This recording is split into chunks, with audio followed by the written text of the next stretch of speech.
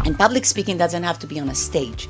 It's really anything. Anytime that you put yourself in a vulnerable situation where you're going to be the center of attention, build that confidence to create that space to be vulnerable, and the courage, because it does take a lot of courage. Even a one-on-one conversation that you would have with your manager or you would have with your partner, it doesn't matter. It really, you need to have that courage, right? You have to be courageous. You have to have that confidence. You need to know what to say, how to say it. So only when people build that confidence, right, we can move on to communication. Because communication skills, to be honest with you, people think it's, oh my God, it's so hard. Hey there. Welcome to the Peakality Podcast, your new favorite spot for unlocking the best version of yourself. Ready to level up your life? We've got you.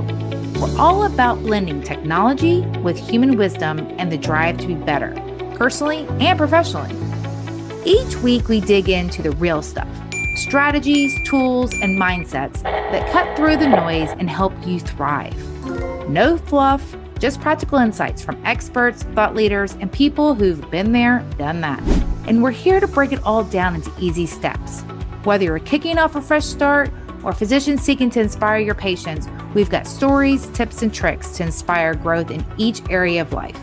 Your peak potential's calling, starting right now. Hit subscribe, join our crew, and let's move forward today. Today's guest is Shiri Gabriel, a coach, facilitator, and executive trainer who has dedicated her career to helping people and organizations grow through three key pillars: confidence, communication, and connection.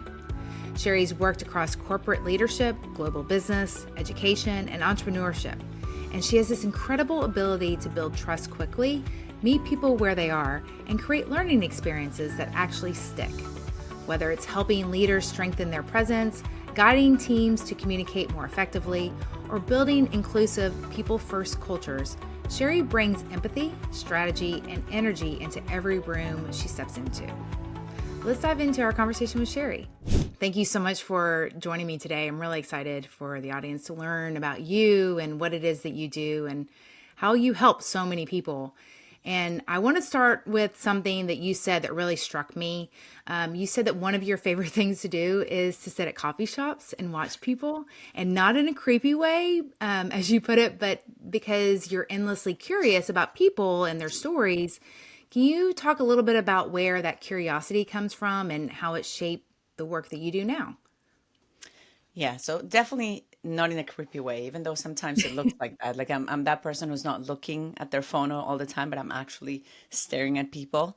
And nowadays that could come across as creepy. Why are you smiling at me? Right? I mean, it's so sad that we are in a society, even like at the subway, when I take the subway and I'm just looking or I smile at someone and they're like, oh, what does she want? Right? So I think that a lot of it actually comes from my dad. I think I have that from my dad. He used to be that person who people just kind of gravitated towards him, right? And that attraction, really, the fact that I attract people, it really comes from watching my dad, probably. Also having that, because it is a superpower and it is a skill. It definitely is, in a good way, and how to use that. So the fact that I'm able to attract people comes from a place of being authentic and genuine. First of all, I'm fascinated by people. I'm always looking to what story am I going to hear. In my mind, when I look at people, I'm already making up the story and trying to guess, right? And my husband goes crazy. He's like, how do you know it's their first date? Um, how do you know, she's whatever. And then I think, there is that natural attraction and energy that people probably feel. And when it comes from that place of genuine and wanting to really listen about their stories, and even deeper than that, for me, it's like, I wonder how I can help them, right? Even if it's just by giving them a good word, or even just that smile, right? It's amazing. People just gravitate to me, and then they just pour their heart in a matter of 2 minutes. And also my husband is like, how do you already know their story? Like, it's been 2 minutes and she already told you everything. And so I really think it comes from that authenticity, that inner desire to really help and be curious about people. And I didn't used to be like that. I didn't know that I had that power, to be honest with you. I remember when I was young saying I don't really like people, and I think I was just telling myself that. But I think deep down inside back then, and definitely outside today, I love people. I really do, and authentically, it fascinates me. So yeah, that's where it comes from. So, when people tell you their life stories, as you say, within the first 2 minutes of meeting you, what is it that you find most interesting about them? I mean, and about their stories? And how do you find that you are able to help once or even just lean in to what it is that they're sharing with you? Yeah. So it depends, right? It could be many things, but I know this about people, and is that people, when they share something, they don't, the last thing that they want is for you to give them advice. And unfortunately, many people do that. We tend to do that because we think that, oh, we want to fix it, right? So I'm going to give you advice. And think about yourself. And I even, think about myself. And I tell that to my husband sometimes. I say, I'm just going to share, I don't need advice. People just need a safe space to kind of pour whatever they want to pour. And it doesn't have to be anything tragic or unhappy, even something happy, right? Something that just happened. It's almost like that outlet that you let out, right? I mean, you open that faucet, water comes out, and it's just great. I mean, how many times do we feel great just by sharing, just by letting it out? So I just listen. I mean, the last thing that I'm going to do is give advice. It's just listen and encourage, or say, "Oh, that's great," or you know what, don't worry, it'll be fine. And that's really it. So 90% of the time, just listening, right? I'm just letting them, pour. And it's funny because people then say to me, "Wow, thank you. I had the best conversation with you." I barely said anything. I was just I was just listening. I was just letting them pour. If they ask, "What do you think?" then yes, but don't just, go and give advice. And because I don't, I really, it turns people off. They just want to be heard. That's it.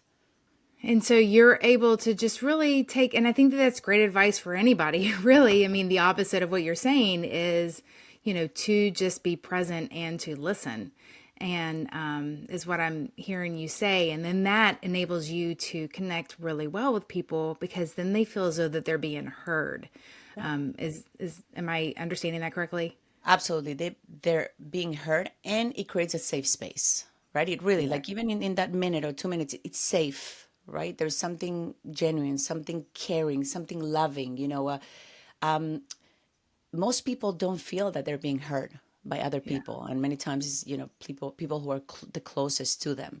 So having that safe space, right? That's it. That's all they needed, right? And it's great because, selfishly, it makes me also feel fantastic that, I just brought a smile to someone, or they smile at me, right? Or they're like, "Thank you," and off you go. I love it. I love it. And you've built your training and coaching around these powerful pillars of confidence, communication, and connection. Can you break those three down for us and, like, you know, why those three and how they work together to create transformation? Right. So the three C's, as I call it, they, in my opinion, they cannot exist without them being put together and in that sequence, right? So I recently did a video where I had a cold sore, right? And I said, this is going to be great because I'm just literally going to put myself on camera with that cold sore, right? And because I started thinking what happens to people is that the lack of confidence is that really that cold sore that they have. Number one fear is public speaking. Okay. Like, people would rather be dead. They're less afraid of dying than speaking. Wow. And public speaking doesn't have to be on a stage. It's really anything. Anytime that you put yourself in a vulnerable situation where you're going to be the center of attention, people or someone is going to be listening to you, right? That scares people. And that is really lack of confidence. So it's like having that cold sore that you're afraid people are going to see, right? So what is that cold sore that you have? What is actually taking away that confidence that you need? So building that confidence is really, really important. That's the first step, right? To build that confidence, to create that space to be vulnerable, and the courage, because it does take a lot of courage. Even a one-on-one conversation that you would have with your manager or you would have with your partner, it doesn't matter. It really, you need to have that courage, right? You have to be courageous. You have to have that confidence. You need to know what to say, how to say it. So only when people build that confidence, right, we can move on to communication. Because communication skills, to be honest with you, people think it's, oh my God, it's so hard. People often say to me, well, I don't have that. You were born like that, right? That's nonsense. Anyone can be a competent communicator. Anyone, anyone. I've taken people who are extremely introvert, right, into stages and talking and just communicating in a way that is amazing. Does it take time? Absolutely. So we build those skills up, but only with confidence. And then once you have become a great communicator, you know how to communicate, you know how to express yourself, you know how to listen, you know how to use body language, right? You know how to pitch. Then you can move into the networking aspect of people, like actually building the connections, right? And so that's really what I teach people. Everything comes back to that. When I'm working with executives, when I'm working with sales teams, when I'm working with entrepreneurs, everything that I build is built around those three skills, right? The confidence, the communication, and the connection.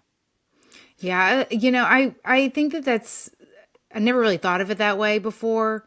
And I really enjoy the fact that you've identified that order, because I think that we also go through stages in our life where we forget those skills and we lose confidence for whatever reason. Maybe there was a challenge in our life, or something happened, and you lose that confidence. And then all the other pillars that you just mentioned are then lost too. And I never really thought of it that way, but it completely makes sense to have it in that order. And I love, and I think that we need people, I know that we need people like you to help us, sit us down and help us remember the confidence and how to communicate and what that even looks like, and practice it.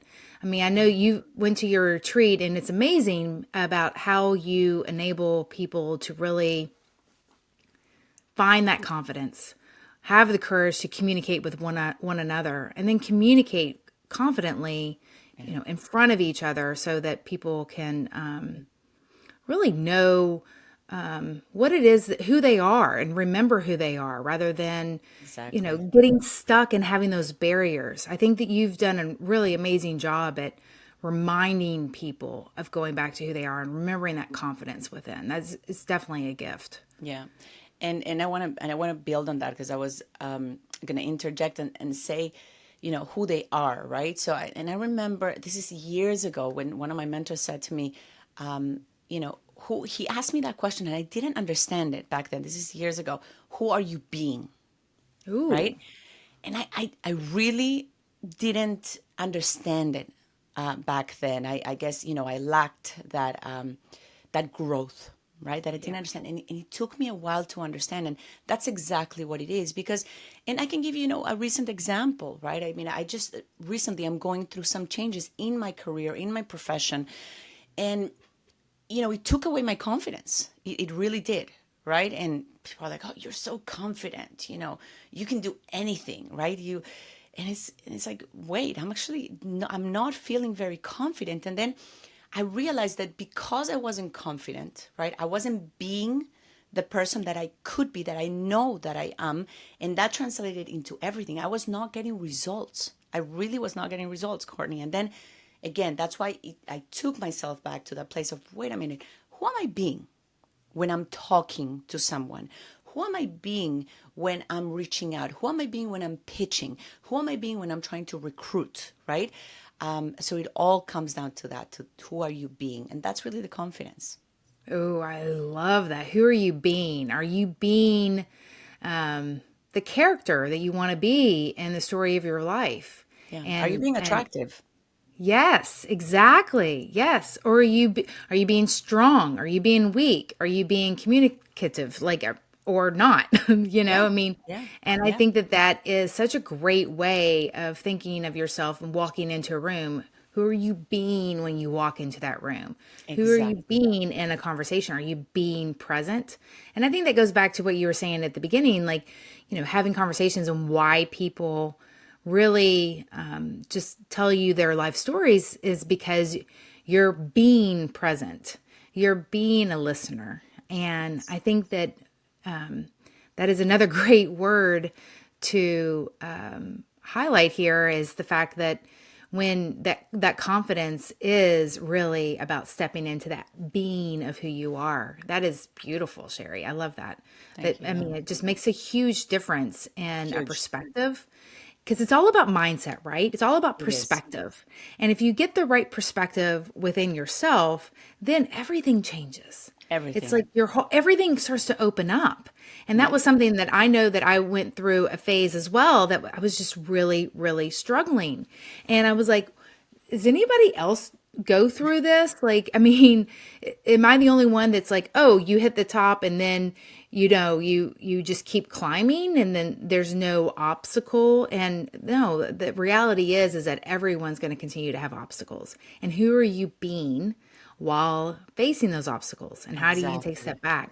I love that you Ex- went over and like, wait a second, like this isn't who I am because that's not, and we never saw that, but it does exude in other ways. Yeah. So when you're in those moments, Sherry, what is it that you think that people could or should do when they find themselves being not their best self?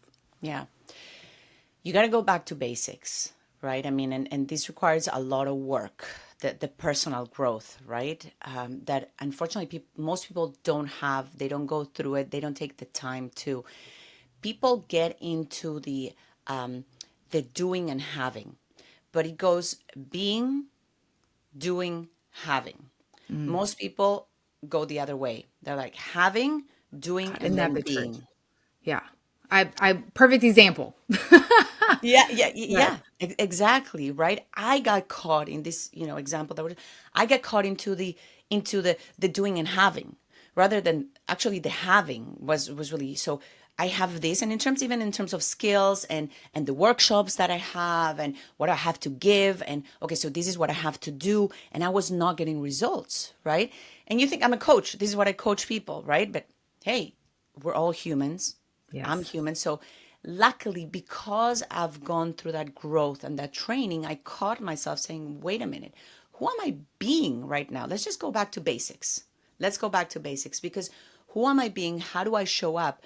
That's really what helps. Now, I can tell you many things, Courtney, to meditate, right? And again, if people are not into these practices, that takes time, right? It took me Mhm. time to really get into the practice of meditating every morning, meditating every night. People talk about journaling, but that's very big for people. That really is very big for people. So, there is, just go back to basics in, wait a minute, what do I want? First of all, like what do I really want in this moment, right?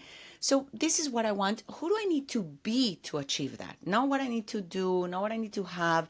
Who do I need to be in that moment, right?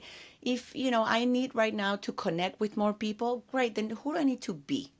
Do I need to be vulnerable, right? And I'm talking about me right now. I need to be vulnerable. I need to step outside of that. I don't need help. I'm independent. No, I actually need help. So I need to be that person that is vulnerable. I need to be authentic. I need to be transparent. And, I need to be open. I need to get right now. Yes, I'm the person who gives. Now I need to be the person who gets, right? So it really comes down again to that, who are you being? Just be present to that moment, be vulnerable, understand who do you need to be in order to get what you want. Does that make Yeah. sense? 100%. I went through transition and I was struggling exactly to your point, and I couldn't figure out like why I wasn't overcoming these. I had overcome these obstacles in the past. Like, why wasn't I overcoming this one now?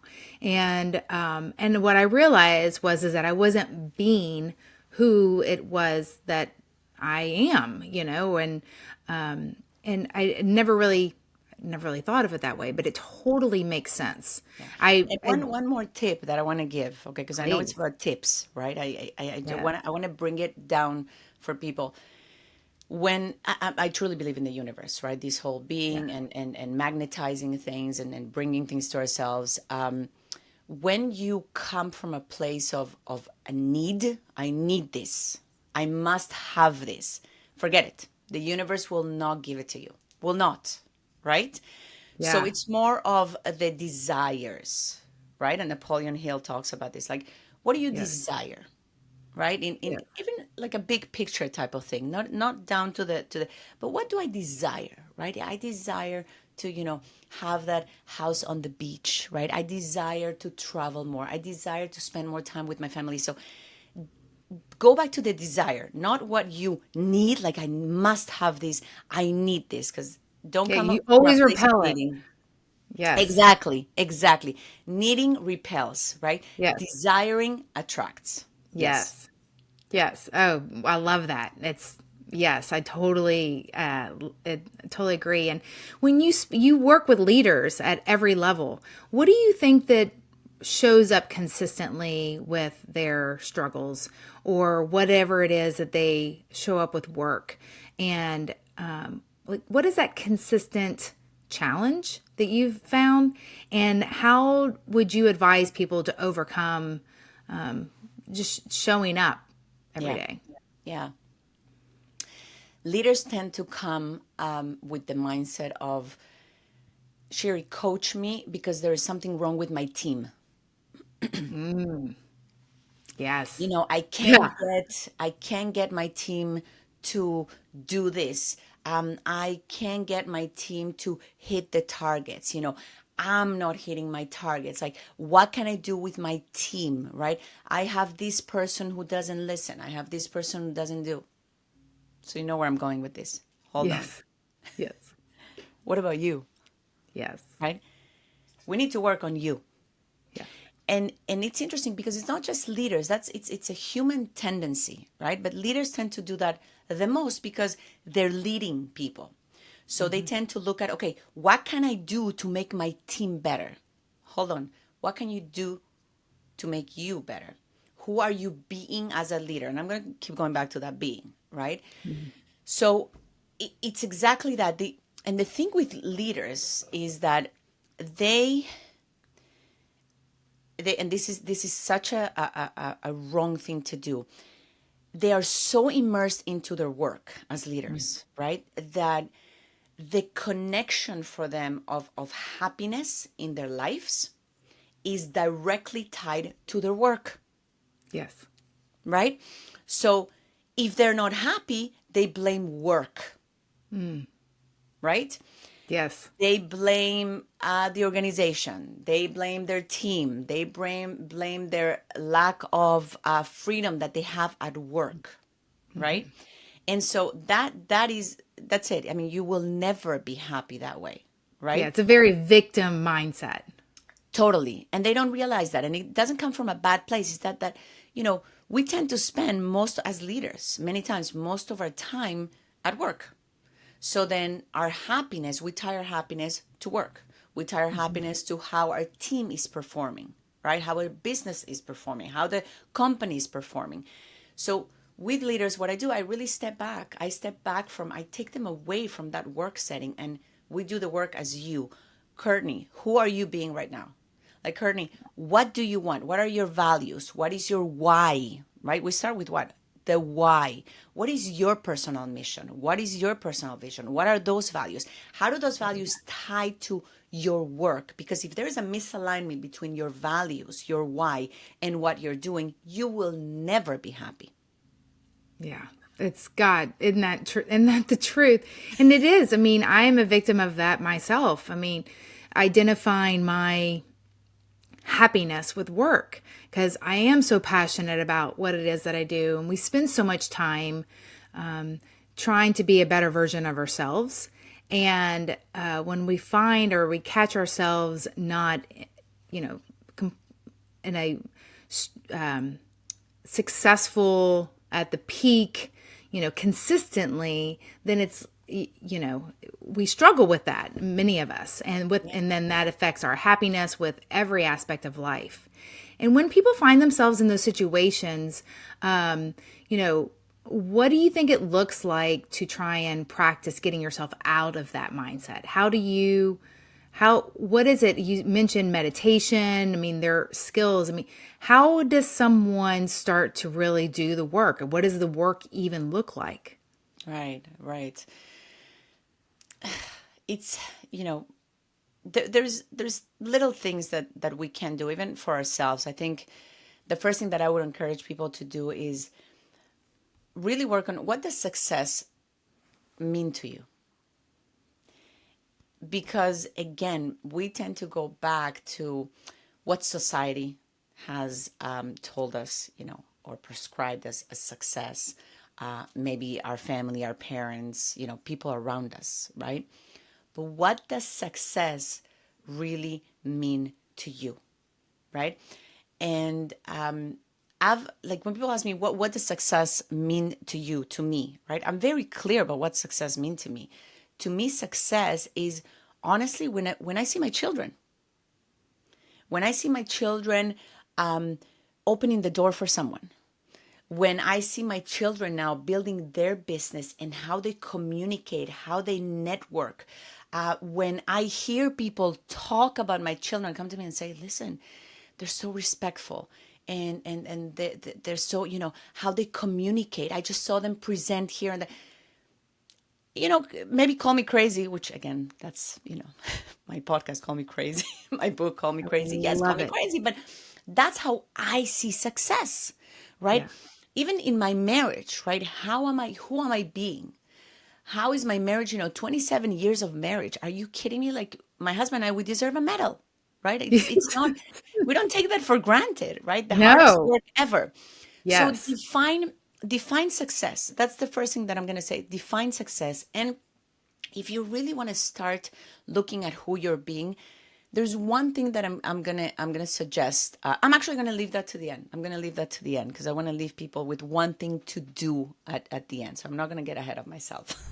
I love it. I love it. Yeah. So when people go, I think people can go to retreats, they can do certain um, events, go to a therapy session, coaching session, but oftentimes when they leave and walk out the door, they forget or they've lost momentum, even a couple days or a week later.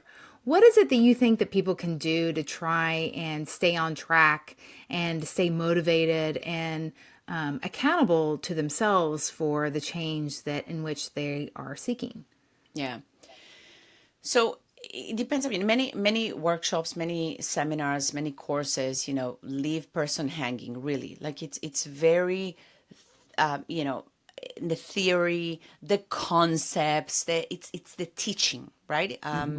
Many times people come from a place of teaching. What I personally do when I do workshops, retreats, 50 to 60%. I prepare 50 to 60% of the workshop. The other 40% come from people, right? And again, it really takes skill. It takes years of knowing how to do this. Even as a professor, that's what I do. Because when you can enroll someone in the content to be part of the workshop, the presentation, the flow, right?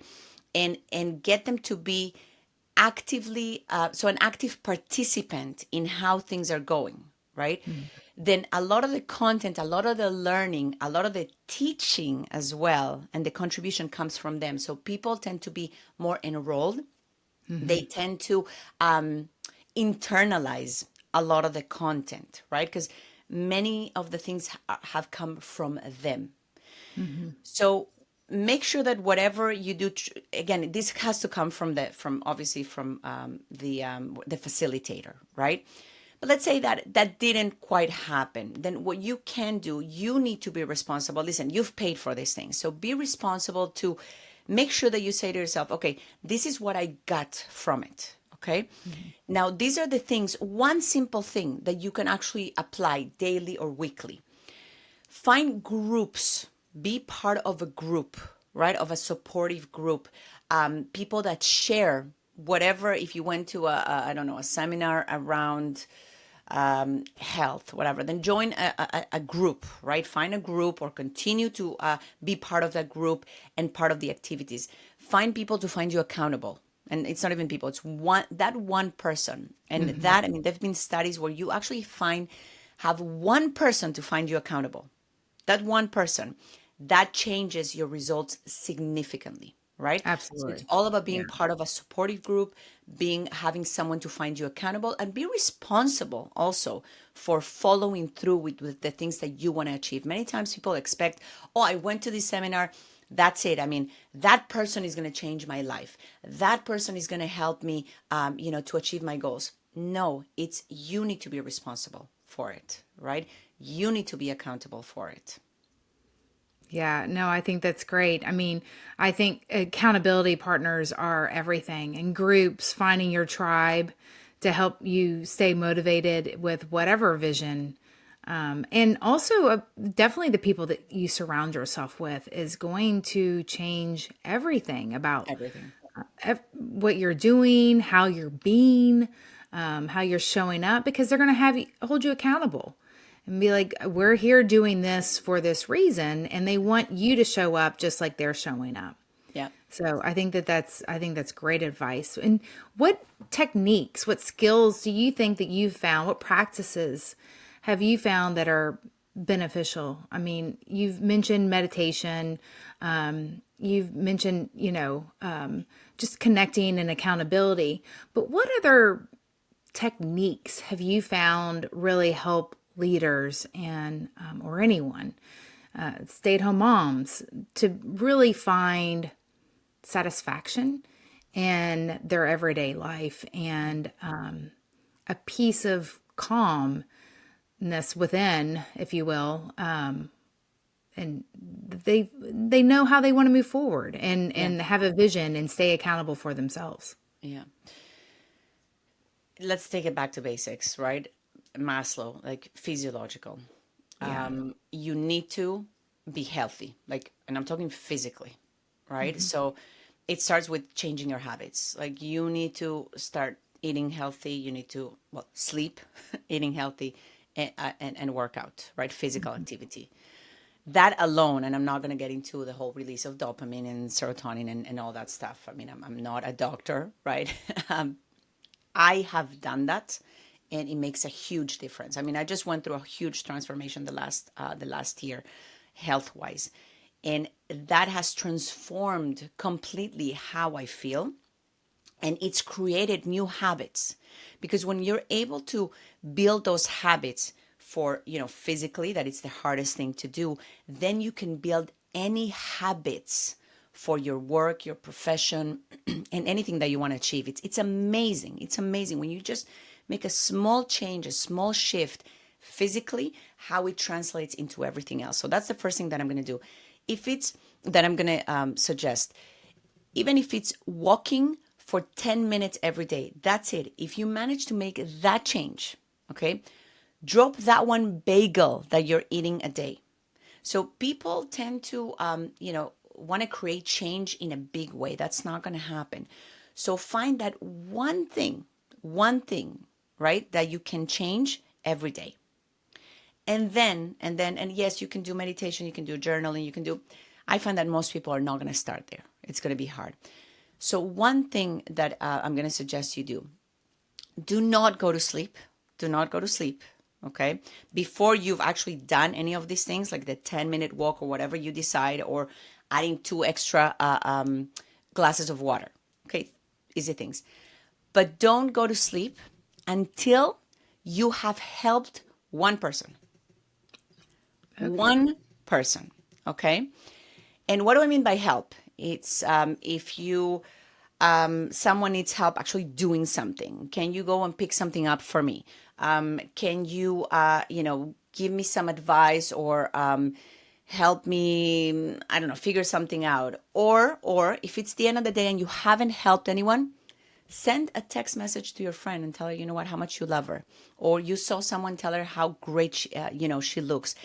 But do that one thing every single day, because it is about giving. When you give someone, when you help someone, that spikes everything within you. So it's not, oh, so you're being selfish, whatever, call it whatever you want. But the fact that you get to help someone is going to help you, right? And you start building this gratitude in your life as well. So just do not go to bed until you have helped someone, help them feel a certain way, help them with something they needed, do something for them, whatever that is. That's What my if advice. what if someone feels as though that's all they do is give? If they find themselves, they've got kids, they've got a spouse, and they find themselves being the constant giver, Yeah. how does someone come out of that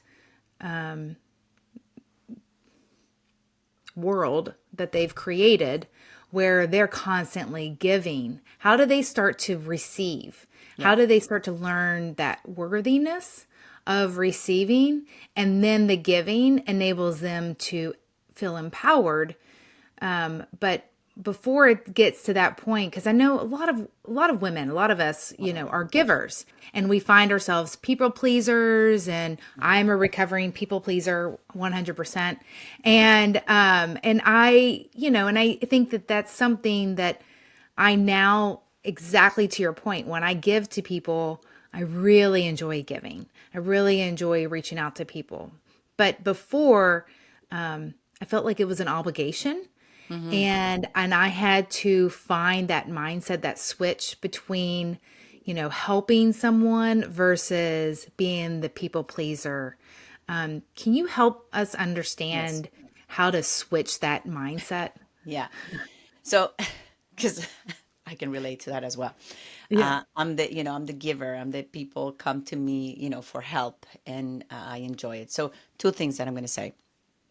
I remember when, again, I've had really good mentors in the last decade, which I'm very happy to say. So, I remember one thing that one mentor, she said to me, "How does it make you feel when you give?" Right? She asked me. I said, "It makes me feel fantastic." She said, "So, who are you to take that away from other people when they're trying to help you?"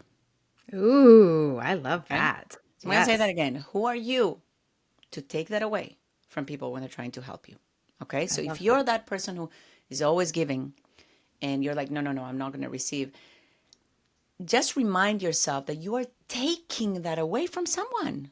That I love that. pleasure, that gift, like you're literally taking away the happiness from them. Yeah. Okay. That hit with me. It was a home run. Big time. The other thing, something so simple. When someone gives you, offers you something, gives you a compliment, right? Oh my God, you look amazing. Thank you. I want you to practice. Thank you. And nothing else comes out of your mouth. No, oh, you also, because right? Oh, Courtney, that, yes. dealing with this. Like, Oh, oh, but I've you got look this so amazing. insecurity. Oh, no, you look so amazing yourself. Or, oh, no, no, you know what? I could never take that. No, here, I want to buy That's you a it. coffee. No, no, no, I'll be buying. No, I want to buy you a coffee. Thank you. Love that. Thank you. Two words. So practice those two things. Remind And yourself then you don't take stop. away the happiness. Thank you. You shut up. Yes. Yes. That's Yes. it. I need a good reminder of that. That's great. That's great. And you'd mentioned mentors. You've had a lot of really great mentors the past 10 years. How does, if someone doesn't have a mentor, how would you go about like finding a mentor, someone to help guide you? I Yeah. mean, I think that, and what do you think that those expectations could look like for someone that's seeking mentorship Yeah. from someone? You've heard this say, when the student is ready, the teacher shows up, right?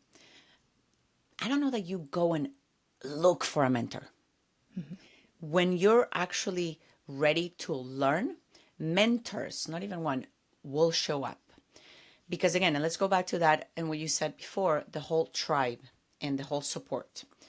When you truly genuinely want to be part of a tribe and the support, and that's what I found. Like when you actually enter a group and you become part of a tribe, you will find even without thinking, you will find mentors, not only one mentor, but mentors, right? So the first step that you need to do is find that support group, that tribe. And it doesn't have to be related to your business or your work. On the contrary, to be honest with you, find that tribe, that group of women for women. For men, and I do find that, men with men and women with women. It's just, I didn't believe it. It is true. We're Yeah. just different species, Yes. period. Let's leave it at that. Yeah. And let's embrace it. Let's embrace Yes. it. Absolutely. Right? Yes. Yeah. So find that tribe. You're a man, you're a woman, find that tribe of people. And it's interesting because I was having a conversation with a friend a few weeks back of, in my mind, I was going through the trajectory of friends and groups that I have belonged to in the last 20 years, right? I was recalling, how Google serves you memories? 20 Yes. years, Yes. 15 years ago, 10 years Yes. ago. And then, I look, and so that triggered thinking about, and I invite you to do that exercise. Yeah. Go back 15 years, look at your pictures, 15 years, and see who has consistently stayed in your life and who has come into your life. My wish for you is that you have new people in your life, because if Yeah. you don't, you are not growing. You're not 100. growing, Yeah. and you're not letting go of people who don't serve you. I'm sorry, I know it sounds bad, but I don't put up with my time is so valuable. Who I Yeah. give my time to, who deserves my time, is so valuable that my really true friends, mentors, tribe has gotten so much smaller, but so much better and Yeah. quality wise. I mean, Courtney, you and I, right? Yeah.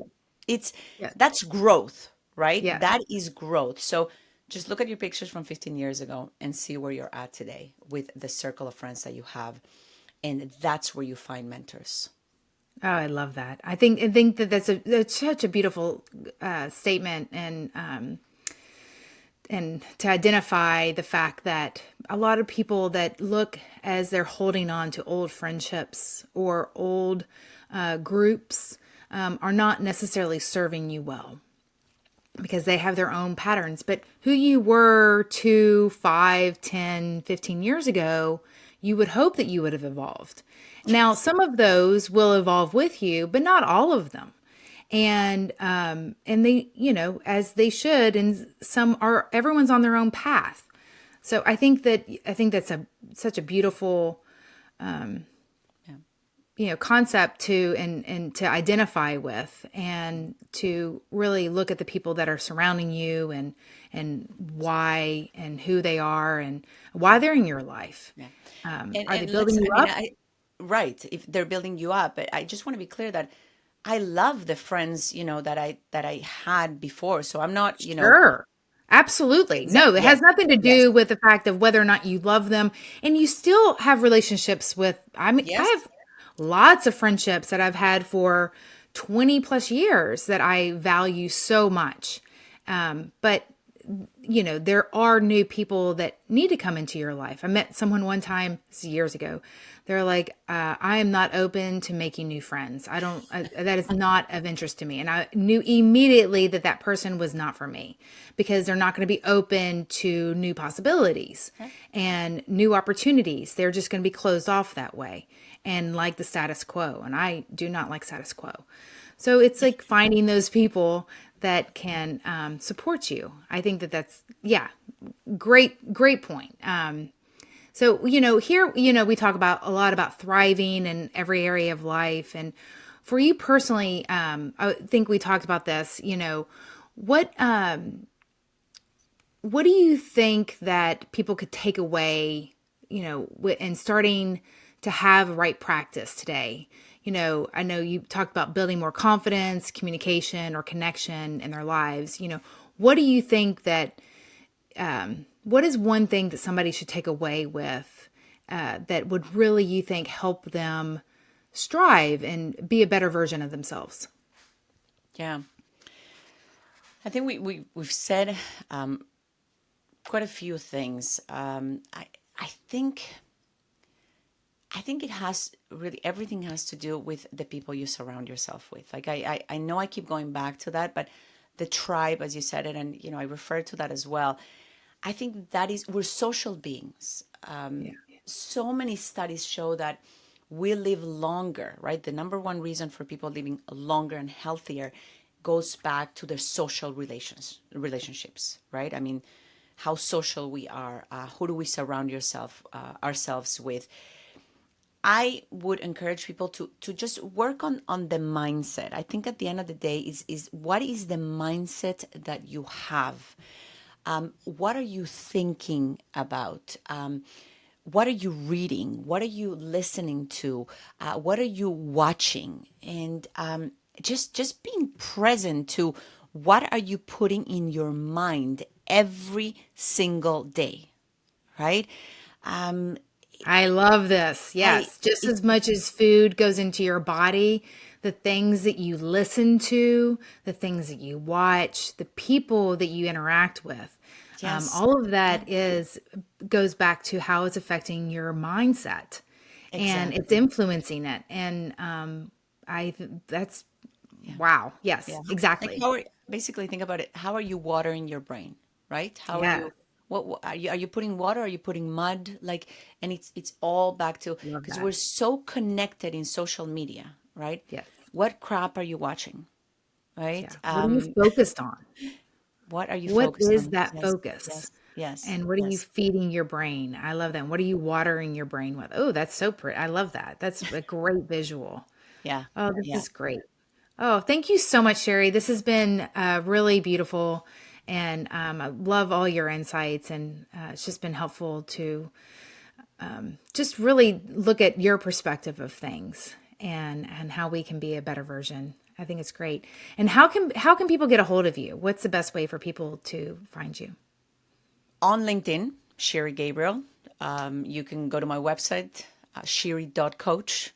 And again, you can send me an email, shirigab@gmail.com. But LinkedIn or shiri.coach, the best way to get a hold of me. And anything that I can help you with in your being, in your doing, and in your having, get in touch with me. Oh, beautiful. Thank you so much. I'm so grateful that we've connected and built our friendship, and I'm very, very grateful. So thank you. Likewise, Courtney. Thank you for everything and your support, of course. Thank you. Absolutely. Thank you.